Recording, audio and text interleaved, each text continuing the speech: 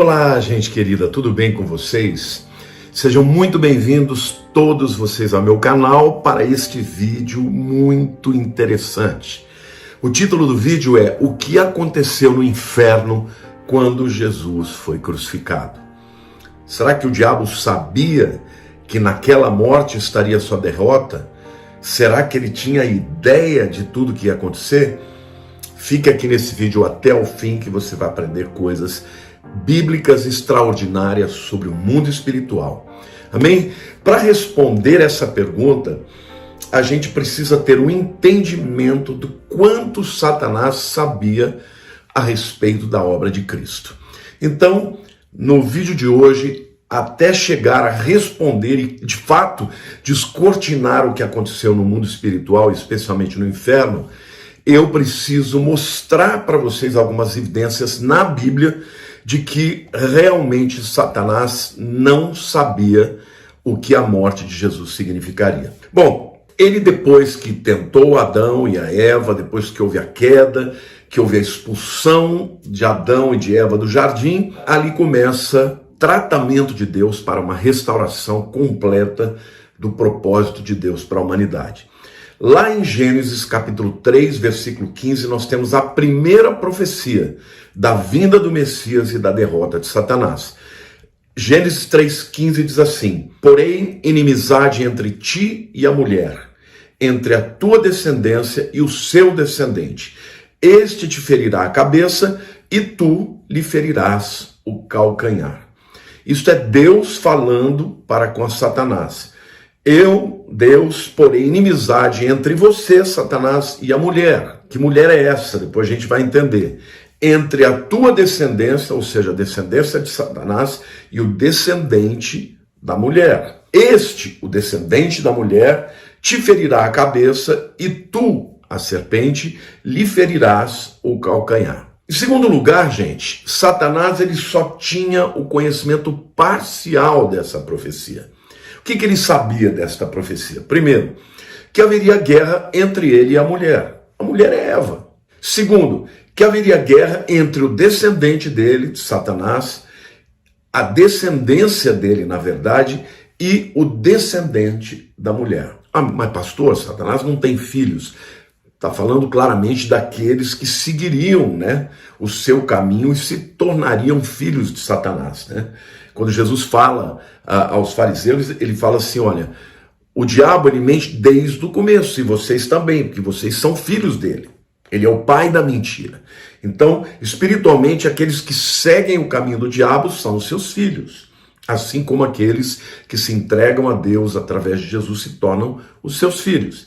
Então ele sabia que haveria uma guerra da sua descendência, a descendência de Satanás, e o descendente da mulher, o campeão que Deus mandaria para vencer o diabo. Mas quem ele seria? Será que Satanás tinha ideia? Não, gente. Ele não fazia a mínima ideia. E até aqui existem aqueles teólogos que afirmam que isso era um segredo tão grande, trancado a 7 chaves, que somente o Pai, o Filho e o Espírito Santo sabiam. Ninguém sabia, nem os anjos do céu sabiam. A gente vai chegar lá e mostrar para vocês que coisa interessante, porque que Deus guardou isso às 7 chaves, Então, quem seria ele? O diabo não fazia a mínima ideia. A verdade é que o descendente da mulher feriria a cabeça de Satanás. Então ele sabia que ele ia ser derrotado. Mas ele, Satanás, feriria o seu calcanhar. O que isso significava? O diabo não tinha a mínima ideia. Em terceiro lugar, eu quero mostrar para vocês algumas evidências de que ele não sabia. A primeira evidência é que quando houve a morte de Abel por Caim, quando Abel e Caim ofertaram a Deus a sua oferta e a oferta de Abel foi aceita e a oferta de Caim foi rejeitada, Caim ficou indignadíssimo e ele ficou cheio de ódio e ele matou o seu irmão. Alguns teólogos acreditam literalmente que ali já tem um indício de que Satanás suspeitava que Abel seria o campeão, já que Deus o aceitou, recebeu sua oferta. E por isso ele enche o coração de Caim de ódio para que matasse o seu irmão. Mais para frente, nós sabemos que houve a morte dos meninos machos, né, por ocasião do nascimento de Moisés. Ali Faraó estava preocupado, de fato, que houvesse a multiplicação muito grande, né, dos judeus, né, do povo judeu, então ele quis matar os meninos que nasciam, né?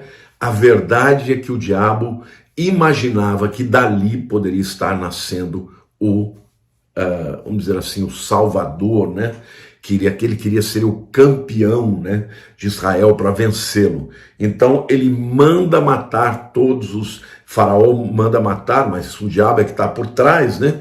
Para dessa maneira, de alguma forma, tentar impedir o nascimento deste campeão que viria para derrotá-lo. Não aconteceu, Deus protegeu Moisés, mas Moisés não era o antecessor de Jesus.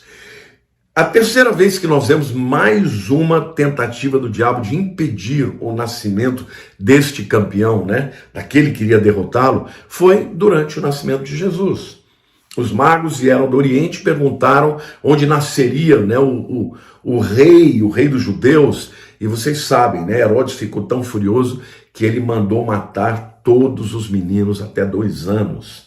Gente, quem será o campeão? O diabo pensava. Ele não fazia a mínima noção, não tinha a mínima noção, não fazia ideia de quem poderia ser. Todas essas evidências mostram que ele sabia que ele teria um oponente, mas ele não sabia quem seria. E ele nem sabia como seria essa guerra.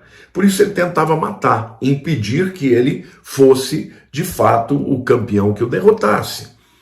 Mais para frente, a gente vê que na ceia, naquela última ceia, João capítulo 13, versículo 2, diz assim: durante a ceia, tendo já o diabo posto no coração de Judas Iscariotes, filho de Simão, que traísse a Jesus. Ora, se o diabo acreditasse que a morte de Jesus seria o instrumento da derrota dele, ele ia fazer tudo para que Jesus não morresse.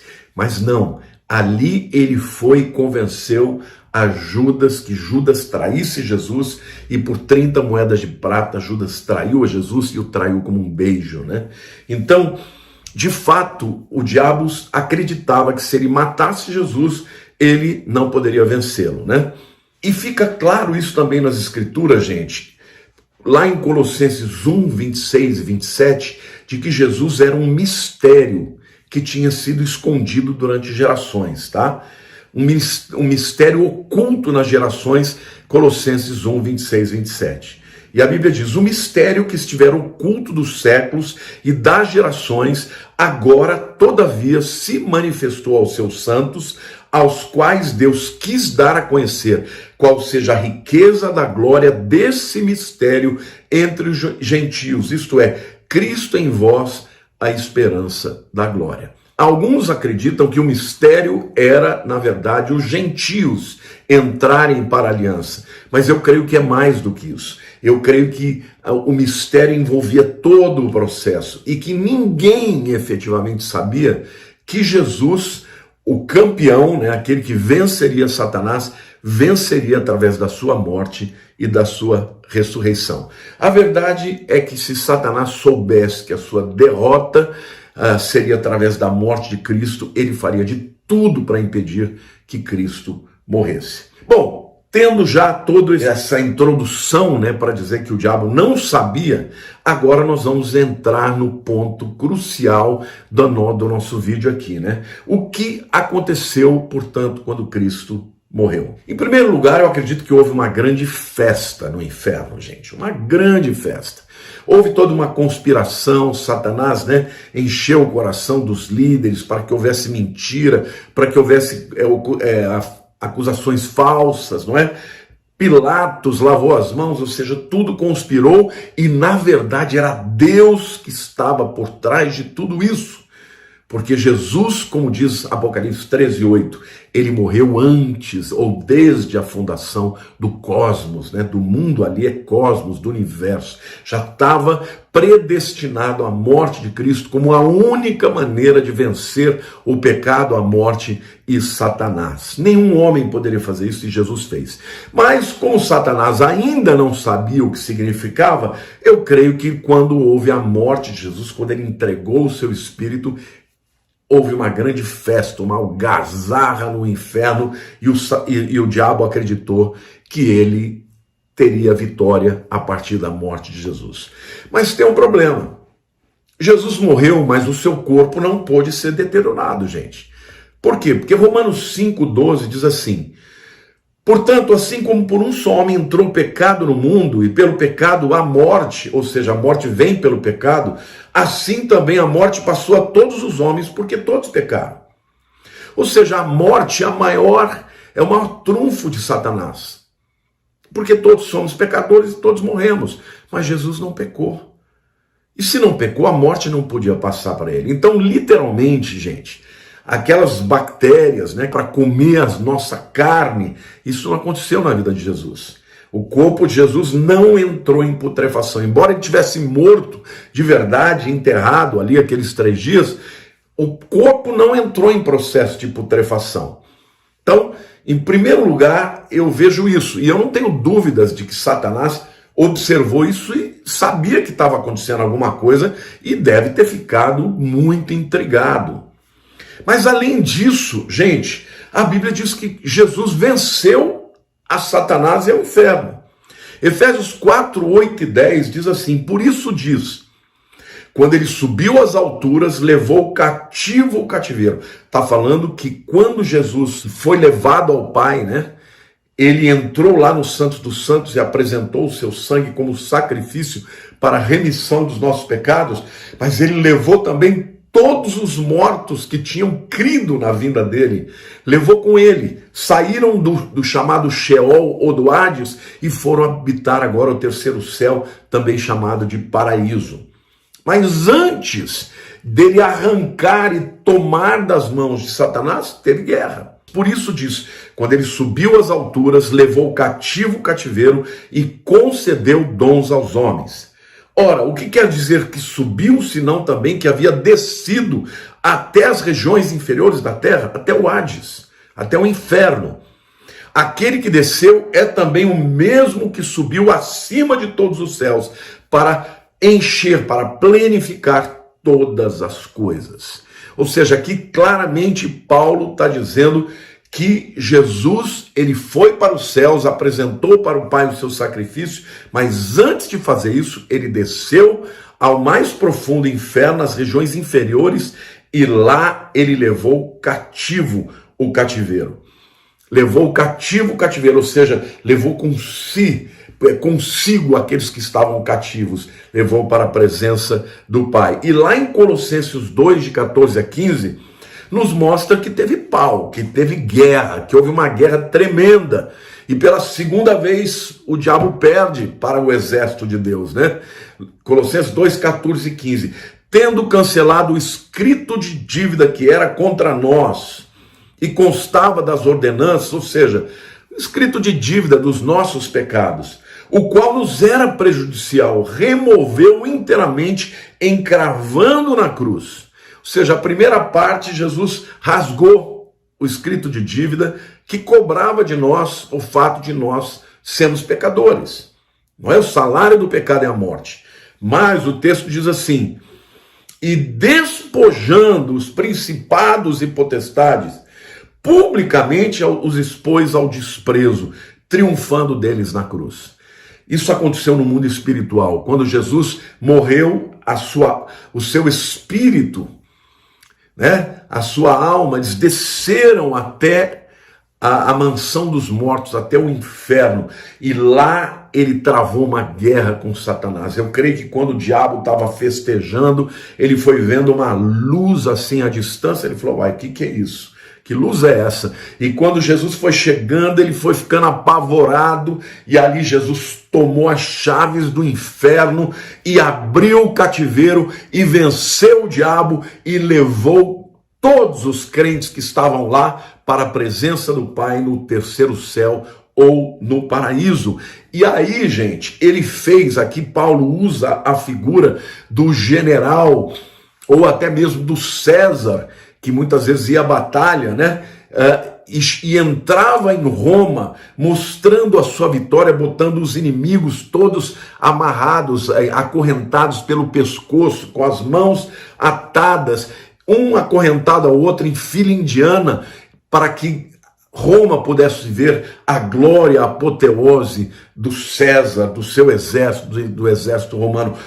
Paulo usa esta figura para dizer que Jesus fez isso com todos os principados e potestades e publicamente os expôs ao desprezo, à vergonha. Estes homens muitas vezes entravam nus ou seminus, despidos, inclusive os reis, né? Os conquistados, e Jesus fez isso com os principados e com potestades, triunfando sobre eles na cruz. Então, querido, saiba que o inferno, quando Jesus morreu, começou celebrando, mas quando eles perceberam Jesus vindo, eles tiveram que lutar contra o Rei dos Reis, contra o Senhor dos Senhores, e eles perderam. Jesus toma as chaves do inferno e da morte das mãos do diabo e leva aqueles que creram nele, que esperaram pelo Messias, para a presença de Deus. Mas não acabou ainda não. Jesus ainda venceu a morte, que era a principal arma do diabo, quando ele ressuscitou. 1 Coríntios 15, versos 55 a 57 diz: onde está, ó morte, a tua vitória? Onde está, ó morte, o teu aguilhão? O aguilhão da morte é o pecado, e a força do pecado é a lei. Graças a Deus que nos dá a vitória por intermédio do nosso Senhor Jesus Cristo. O diabo tinha vencido Adão, o primeiro homem, quando levou ao pecado, quando Eva e Adão comeram do fruto proibido, e eles então foram expulsos do jardim do Éden, da presença de Deus, e provaram a morte. Quando Jesus vence, ele completa a obra, no sentido que ele dá a oportunidade para que o homem volte para a presença de Deus. E um dia, a árvore da vida, que foi proibida ao homem que pecou, ela terá novamente, nós teremos acesso a ela quando chegar no tempo da restauração de todas as coisas na Nova Jerusalém. Nós teremos direito a comer da árvore da vida novamente, porque Jesus venceu a morte. Aleluia! Ó morte, onde está, ó morte, a tua vitória? Onde está, ó morte, o teu aguilhão? O aguilhão da morte é o pecado, e a força do pecado é a lei. Graças a Deus que nos dá vitória por intermédio do nosso Senhor Jesus Cristo. Queridos, Jesus venceu a morte, e porque ele ressuscitou um dia, todos nós vamos ressuscitar também. Quando ouvimos a voz, o som da trombeta, os mortos em Cristo ressuscitarão primeiro, e depois nós, os que estivermos vivos, seremos juntamente arrebatados com ele nas alturas. Oh, glória a Deus! Deus é bom. O diabo perdeu, ele não fazia ideia. Todo o tempo ele estava enganado, achando que matando a Jesus, ele iria impedir que ele o vencesse. E foi através da morte e da ressurreição que não só o diabo foi vencido, mas a morte também foi vencida. Então, meu querido, você que já perdeu entes queridos em Cristo, saiba que um dia você vai reencontrá-los. Saiba que a morte não é o fim, mas é o começo de uma vida eterna na presença de Jesus Cristo. O salário do pecado é a morte, mas o dom gratuito de Deus é a vida eterna em Cristo Jesus, nosso Senhor. Oh, aleluia! Dá glória a Deus aí, querido. Se você foi impactado, foi abençoado por esse vídeo, eu quero te pedir que você o compartilhe, que comente também aqui o que você entendeu desse vídeo, o que você acha disso. E se você ainda não se inscreveu no meu canal, me dê a honra de ser inscrito neste canal, que tem por objetivo e missão levar a palavra de Deus para todo mundo. Um beijo grande no coração de todos vocês. Fiquem com Deus.